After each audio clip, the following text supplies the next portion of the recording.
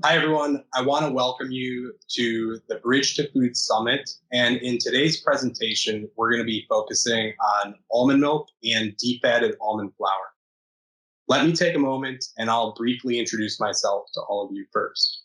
I'm Henry Hill, a research chef with a range of experience in both food service and manufacturing. A few career highlights include my time spent in some pretty world famous kitchens, including honorary recipient of #1 restaurant in the world, which was New York City's 11 Madison Park. Then later at the age of 25, I earned Michelin star status of my own as executive chef of Deus Ex and Thalia Hall in Chicago. Thereafter, I started a retail concept of my own and managed to land a position in a food lab where I worked shoulder to shoulder with food scientists to develop products across all sorts of manufacturing categories. We did work on nutritional analysis. We created systems internally to optimize our innovation process and standardize what that looked like. And I led a sensory team to determine what deliciousness is and how to objectify that concept in a way that makes sense depending on the project you're working on or the demographic of consumer that you're trying to target. Since then, I've had the opportunity to commercialize products in various manufacturing formats from bars, baked goods, plant based milks, desserts, condiments, and a bunch of others. My Michelin status as a chef and experience and exposure to all these different commercialization processes has given me the opportunity to work with some of America's biggest food brands and to influence some of their R&D teams on not only on the bench but all the way up through full scale manufacture. That being said, today I am humbled to team up with the Almond Board of California to present key findings of two unique almond ingredients and their crucial influence across so many categories in today's plant-based movement. We're going to be highlighting a recent survey from Data Essentials, and we'll also cover the historical significance of these ingredients. We're going to discuss the manufacturing process of how these ingredients are made today. I'll be touching on some tips and tricks for product development and even include some starting formulations featuring almond milk and defatted almond flour to inspire some innovations for your own. Before we begin, a reminder to please go ahead and submit questions via the chat at any point during the presentation. I'll be joined by Charisse Grace. She's the manager of trade marketing and stewardship for the Almond Board of California. And we're going to be doing a live Q&A where we'll address as many of your questions as possible. So let's go ahead and we're going to dive right in. The world's #1 nut in product development are almonds, per Innova Market Insights. They've been the star of 2020 and 2021, and it's been difficult to ignore that diet trends have been rapidly shifting and focused on highly functional foods. Consumers have had a hyper focus on nutrition labeling, and terms that were once kind of exotic, like nootropics and adaptogens and superfood, have gone completely mainstream. Product developers have needed versatile ingredients that can meet not only nutritional requirements, but also taste delicious and can be found at home just as well in savory, sweet, and indulgent applications. Almonds are available in 14 different forms. Their organoleptic profiles have just as wide a range, from earthy to somewhat neutral in its raw form, and toasted, buttery, and depending on the roasting process, they can even take on somewhat sweet, almost cherry-like flavor. And textures can have just as wide a range, from fatty and indulgent to decadent mouthfeel and chewy or crunchy, depending on the preparation. For those reasons, we can tell that consumers are loving almonds.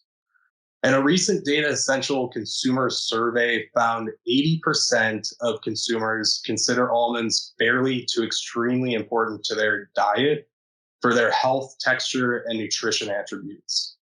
And those consumers that follow a special diet, like vegan, dairy free, are more likely to purchase almonds or almond products. It's plant based diet followers that are actually the number one special diet group to purchase almonds at 74%. So almonds are the hero of their category and are the number one nut trending for plant based claims. We're seeing almonds everywhere, and consumers' love for almonds have driven their use in a lot of different categories. And the world's number one nut is able to bridge dietary trends, function, and flavor, as this ingredient is showing up in nearly every category and a ton of different usage occasions.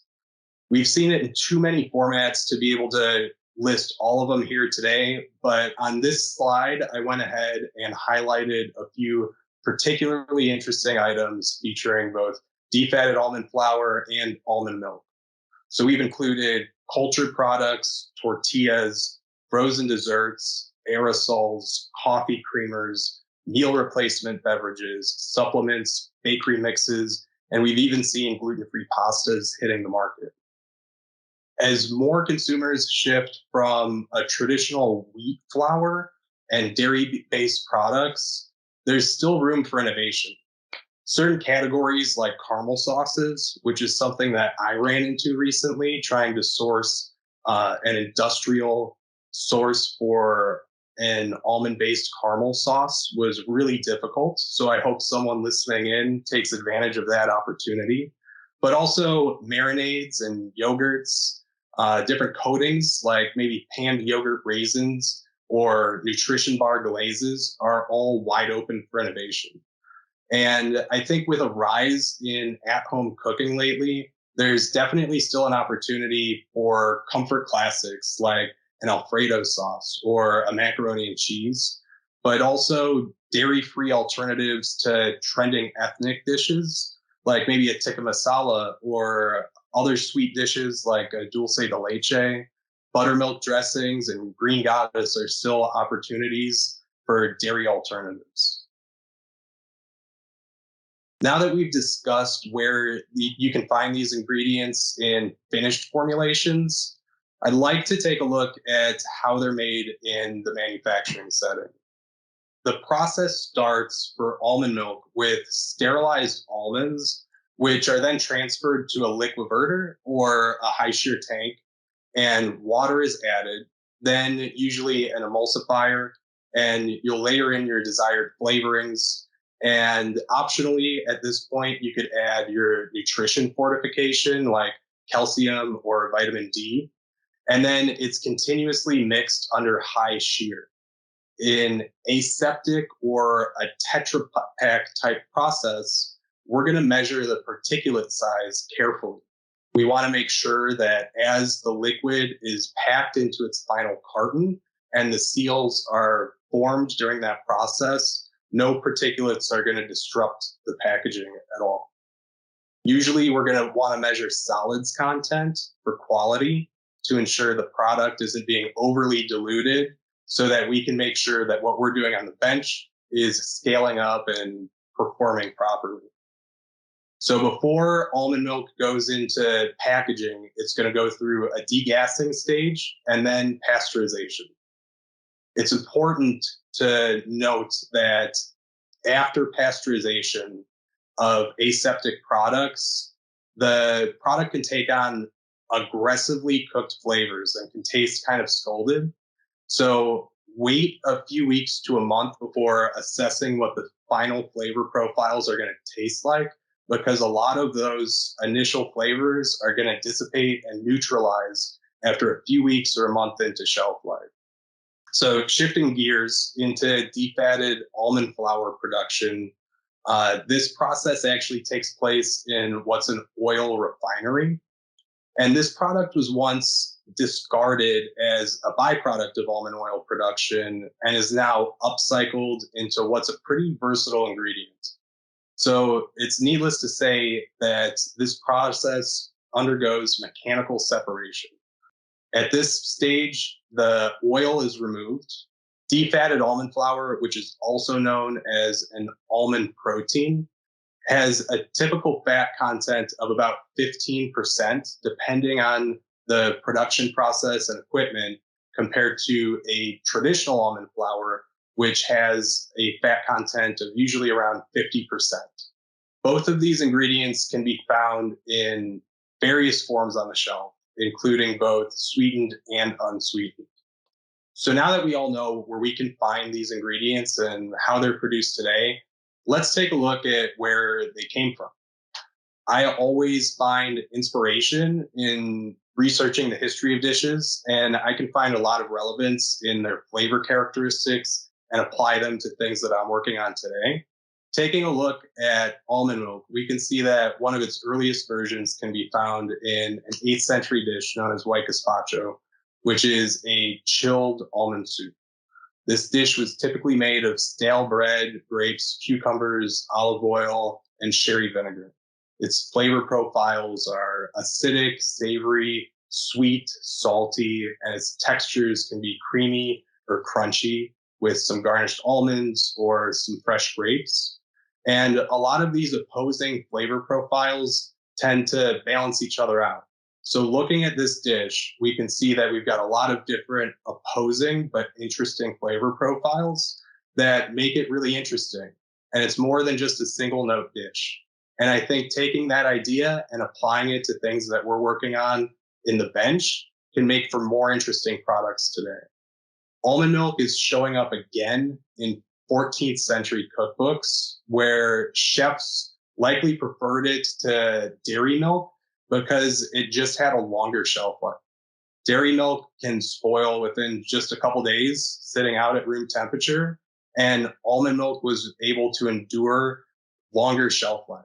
It's likely that almond milk's rise in popularity came from Christian and Islamic cultures because during the times of religious fasting, it was forbidden to eat animal foods or byproducts. And as some churches relax their fasting requirements, we can kind of see almond milk fading out for some time until somewhat recently. So as plant-based diets have become more mainstream for health reasons and environmental concerns, we can see almond milk is a clear winner in its category with this group. And 75% of alternative milk users are consuming almond milk on a monthly basis. So it's hands down the most popular plant-based milk for flavor, texture, and nutrition. It's a light-bodied and creamy texture, and it can be incorporated into a lot of formulas and recipes as easy as a cup-for-cup swap for dairy milk. It's mild, slightly nutty, and can complement or balance out other flavor characteristics depending on the application. Almond milk pairs particularly well with coffee and tea. And if you mix it in hot beverages, it's not going to separate or clump like you might find with a lot of other dairy alternative milks. Almond milk nutrition claims are also some of the lowest in their category, with very low calorie contents, sugar levels, and is an ideal solution for free from claims, including gluten-free, dairy-free, and vegan. All right, so almond milk in action. To inspire your own bench work, I've included some starting formulations here. This one is one of my favorites. It's a plant-based ice cream featuring almond milk, and its flavor characteristics pair really well with vanilla. And I couldn't think of a better application to showcase almond milk and all of its creamy textures. So feel free to use this formula as a starting point and then tweak some aspects of it as you'd like for your desired outcome. We're using tapioca syrup to help stabilize some of the sugar crystallization during the freezing process. Glycerol monostearate, which is mentioned here as GMS, which is combined with carboxymethylcellulose, commonly known in the industry as CMC. And those two work together as stabilizers in the ice cream that work really well in low fat conditions, but also aeration and reduce melt times and freeze thaw stability. Noting that vanilla levels can vary drastically depending on the strength or type of flavoring you're using, feel free to tweak this as needed. Let's take a look at defatted almond flour and some of its initial origins. So, as legend goes, there was a 15th century famine in Europe where traditional wheat flour for baking became pretty scarce, and bakers stumbled upon almond flour as a functional alternative. And one of the first culinary innovations created during this period was marzipan. As today's consumers are shifting away from a traditional wheat flour and are seeking out gluten-free alternatives, product developers are finding almond flour and defatted almond flour to be a key component to meeting demand in flavor, function, and nutrition. Some of the recent demand for alternative plant-based proteins and clean label options has led to the newly developed defatted almond flour, which is also known as almond protein powder, and is simply a finely ground almond flour from which a large percentage of the oil is removed. This new ingredient offers a really clean flavor profile that's a unique benefit to developers because it has a really fine texture and it has a clean taste. So you don't have to worry about finding a bunch of masking agents to cover up any off flavors. The lowered fat content allows defatted almond flour to be more easily integrated into baked goods without disrupting any dough hydration or texture, and is an excellent addition to beverage for its solubility, but also its protein fortification, which I know we're all finding to be a struggle to make sure that we're getting enough protein into our formulations today. So on top of all of the benefits that I've already mentioned, defatted almond flour is also clean label, it's gluten-free, and it's complementary to other components that you might have as a part of your formulation. Defatted almond flour, also known as almond protein powder, can have nearly double the amount of protein compared to a traditional almond flour.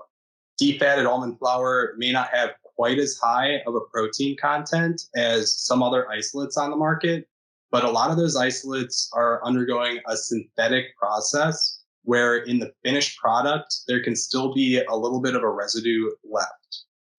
Defatted almond flour, on the other hand, is a completely natural process, which simply requires mechanical shear to separate the natural oils from the almond solids.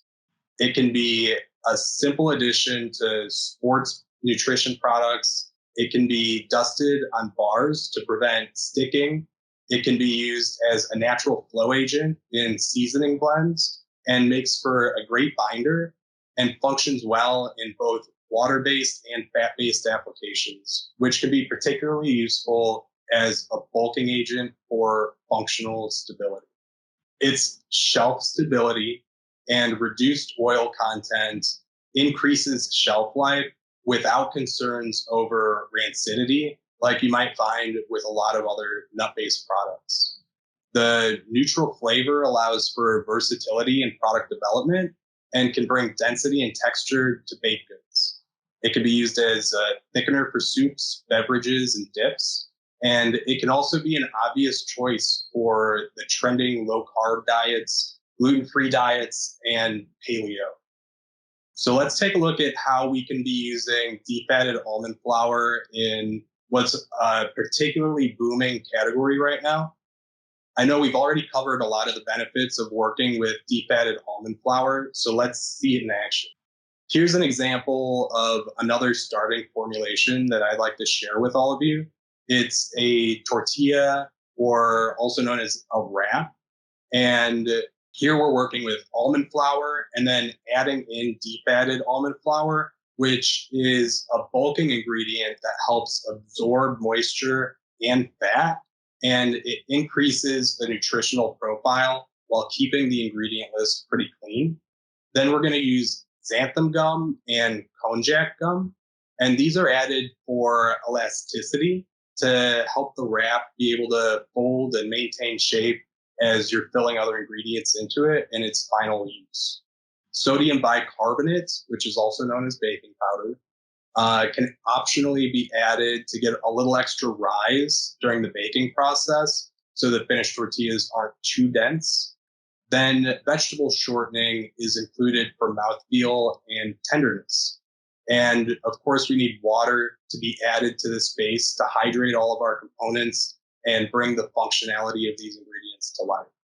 Once these tortillas are fully baked, they can be prepared and cut into strips, fried as crispy toppers, or used in a wrap or any other application that you might find a traditional tortilla.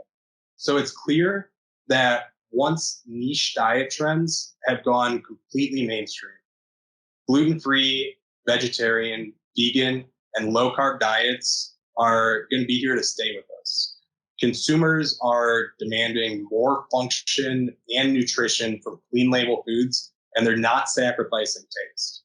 80% of consumers following these trends consider almonds a really important part of their diet.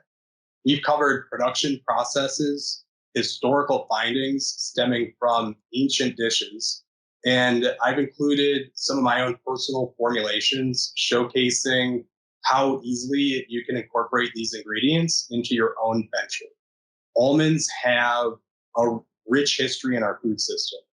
We've seen them throughout centuries. And when we apply them to modern manufacturing technologies and a little bit of creativity, we can see that we're just starting to crack the code on these amazing nuts. So I want to thank you all for joining me today. And I hope to see how your future products help shape a delicious plant-based planet. Now, let's answer all your questions.